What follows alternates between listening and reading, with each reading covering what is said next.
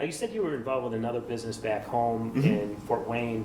I mean, where do you see yourself in the next, where do you see Perfect Brewing in the next few years? I mean, can you add a little meat to that bone and, Sure. and talk about what you and John get excited about and where you're going?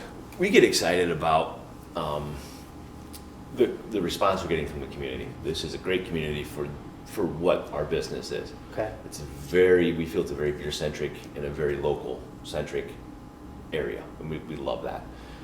Where we have a lot of ideas where we're going to be in 3 years. In the short term, we have a web store that's been kind of my nemesis for the last couple months that will be up and running. So we get a little bit more of a reach and compete more on the larger scale of the market. But we don't want to lose too much of where we are here. We like having our brick and mortar side of things. There's definitely room for expansion with a lot of our classes. As you've seen, we gave you a tour. Yeah. We have a terrific space for a lot of potential for future growth, whatever that be, whether it be more stocking space or more events, more classes, more functions. 3 years from now, the way the industry is going, it may just be more of what we're already doing, but maybe offer more classes, more variety. Okay. Maybe brew on premise.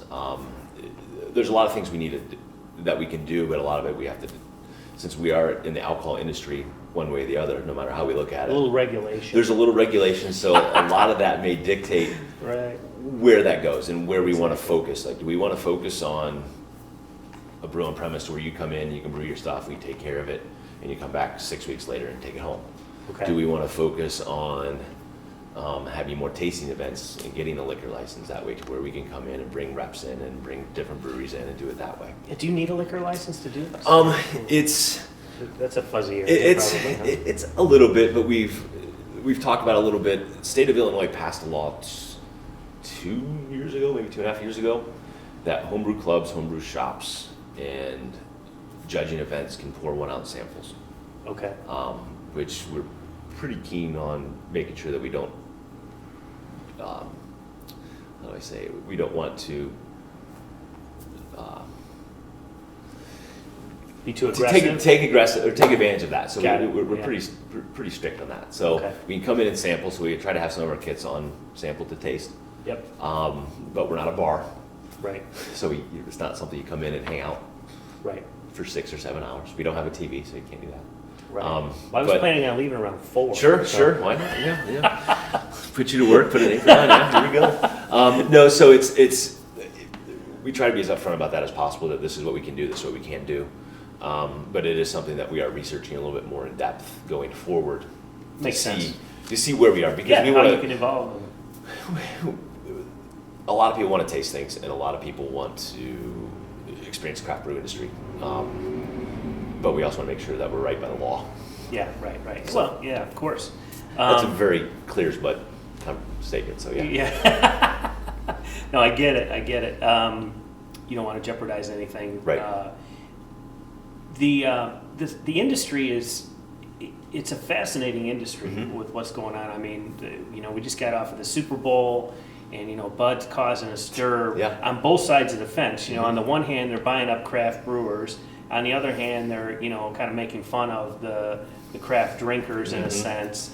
I mean, where do you see the industry going? What do you like about it? What gets you really jazzed? Just talk a little bit about what your feelings are as it relates to the scene, and do you have a favorite brewery? I know I'm throwing a lot at you here, but you're fine. Yeah.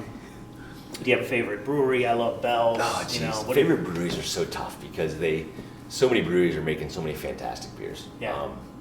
I think Tidehead has a great thing going. Yeah, they do. Light the Lamp has a great thing going. I know Lake Bluff and then Zoom Beer, they all have great things going. Yeah. Three Floyds is close. You have Bell's. Revolution's so where's Three Floyds at again? Munster, Indiana. So basically right across the border into Indiana. Okay. So it's technically Indiana, but it's pretty darn close to Chicago. Okay. We have a lot of people that drive down there and come back. So got it. For me, with favorite breweries is I'll have maybe favorite beers from certain breweries that I like. Two Heart is a great example from Bell's. Revolution, their Anti-Hero is awesome. Love that stuff. Both of them. Yeah. Where I see the craft brew industry going, or where I see from our standpoint, is we see a lot of craft breweries following what the home brewers doing because we have access to more ingredients than the breweries do. We have a wider spectrum that we can pull from. Craft breweries will have to contract buy and commit to this ingredient list for sometimes a year. Okay. To where home brewers can go, handcuffs them a little bit. I want to brew this and I want to use this hop. They have everything available to them. That makes sense. So there's a lot of things that a home brewer can do that breweries can't because they have more flexibility what they can brew and how they can brew it. Just for expensive reasons. Right. So a lot of the craft breweries have started to pay attention to what the home brewers are doing. You're starting to see some states and some areas where they're having pro-ams to where there'll be a homebrew competition that will be put on tap at a brewery. I don't know if that's available in this area yet. Hopefully at some point. We have a lot of home brewers that I think would be fantastic at that. Yeah.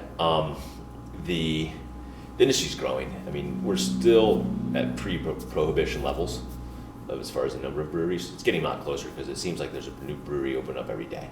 Yeah. Chicago is really coming on strong to the scene. Yeah. The water here is great. The scene is great. The culture's, I think, just perfect for the craft beer industry in a city this size and with this kind of demographic and this kind of love. I was listening to an interview with Tony McGee from Lagunitas, and he was talking about Chicago as, geographic, a real, they're in California, so geography-wise, in the center of the country is a good place to be. He's a Chicago guy, so he goes out and buys this huge, warehouse. It's huge. Whatever. Yeah. I haven't been there yet. I plan on going. Huge, yeah. But he said something that you just said. The water. He was talking about the difference in California compared to Chicago. We have water. And we have water. Yeah, let's start there. But he said it's probably the best water to brew beer with of anything that he's experienced. I think that's the way I heard it. That is the rumor. Yeah.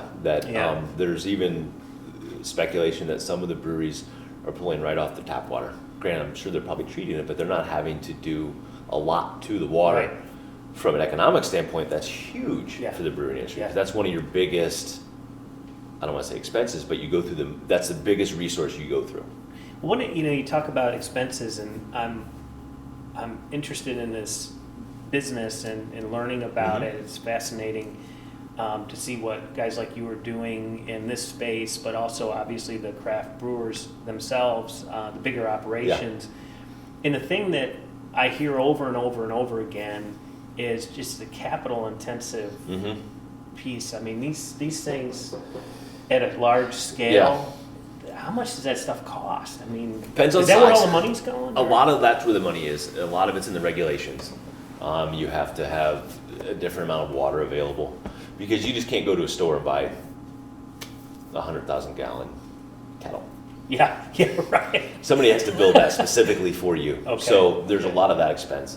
And then to ship that size of a vessel is sometimes an issue. So a lot of it's custom made, but as the industry is growing, this is just my take on it, those costs may start to get smaller because there's going to be more of that around. Yeah. You got the fabricators that are doing it. There's going to be more people that are doing it. A long time ago, everything had to come from Europe. Now there's a lot of domestic places that are producing these products, which is going to help reduce costs. A lot of the costs is a lot of overhead. A lot of it is materials. A lot of it is regulations. A lot of it is the taxation. A lot of it is potential distributors and things like that. Well, what's funny about, or it's not funny, but what's interesting about it is it's such a social product, right? And I was talking to a friend of mine, and people I was just talking to another person. They were talking about a golf outing, and they were talking about the need to pull off the golf outing. They said, craft beer is really big. I'm going to go to all the craft brewers and ask for donations. Yeah. And in the back of my mind, I'm going back to some of the things I'm reading and hearing interviews and things like that. And it's, capital intensive. It takes a lot of money. You're really putting your neck out there. And over here, the public wants to drink for free. Right. And it's a tricky business because you want to get your beer into the mouths and stomachs of your consumer. Yeah. But you can't give beer away at that level because you won't have a viable business. Right. I just find that to be a conundrum, I guess. It is a very interesting one. Yeah. I mean, and you talk to many people that have opened a brewery. Brewing the beer is the easy part. It's the business side of it where you succeed or you fail, because it is so capital intensive. There's a lot of money that's going on, but I think the growth is great because you see all these new festivals that are popping up, these craft beer festivals that we tried to be as part of many of those as we can. Okay. I think it's great, but I can only imagine the cost of some of these things. Well, I don't know. That's a tough one because it's a great event. It's a great exposure for a lot of the breweries. The customers tend to love them. We're kind of on the outside looking in because we're the homebrew shop, not the brewery. Right. So, but it's a very interesting industry right now, and I think it's different by state, even maybe by county of what's easy, what's hard. Right. So, what's your favorite thing to brew? What are you brewing now? I tend to do, I don't want to say, not so traditional. So I'll try to mix some different ingredients together. I have a brew that's going right now where basically my premise is, and this is a personal brew, I can talk about what we have going on in the store as well, because we always have things going on.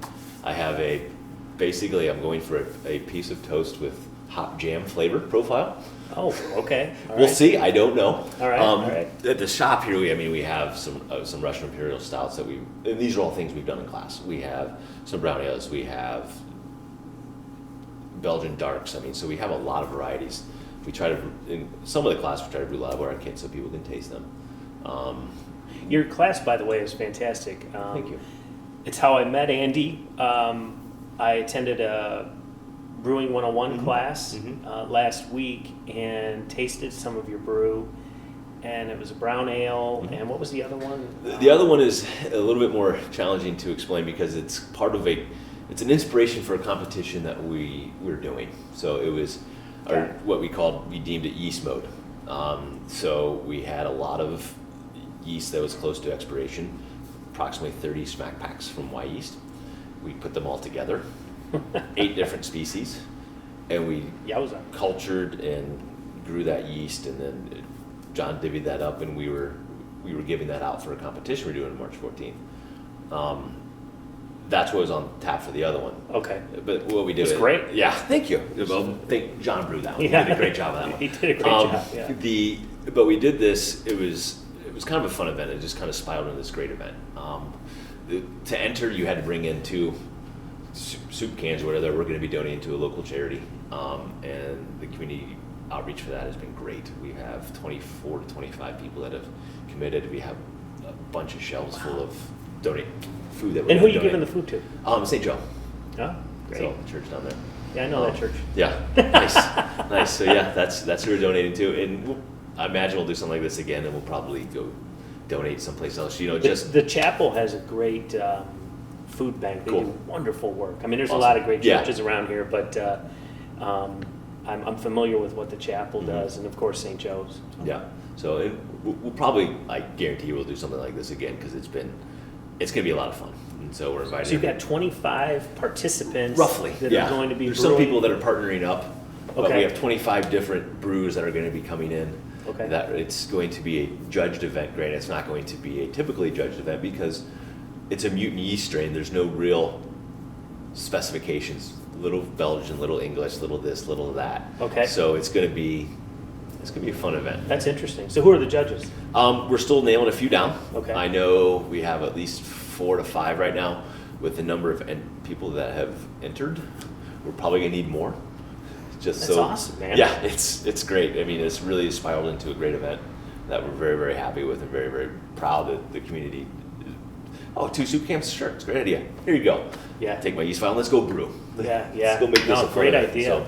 So, sometimes the simplest ideas are the best. Yeah, right? and it just kind of worked that way. And everybody can flex their creative muscles. Absolutely, as it's going to be very fascinating because people have told us what they're brewing, and there's not a lot that's going to be similar. So, so it's going to be interesting. So we're very excited to see what people do with this mystery ingredient. So that's great, man. Yeah. Well, is there anything you want to talk about as relates to that's an up and coming event, obviously. Sure. But, can people still get involved with that in March? or it's a little. It may be tight in March because it's March 14th. It's the weekend before St. Patrick's Day. Got it. There may just not be enough time to actually brew. Okay. This will potentially be an open event. We have to be careful that we don't have too many people to overwhelm. So Okay. we'll be putting things out on our social media outlets and things Great. like So that. check you out on Facebook. Yep, right, yep. and your website. Yep, absolutely. Awesome. So, Anybody you want to give a shout out to that has been really helpful? You guys started in November of last year. Yes. You know, I know I'm going to miss a few people. The overall community's been great. I mean, there's a lot of the local businesses. I can name a few. Ferkin, the craft beer store,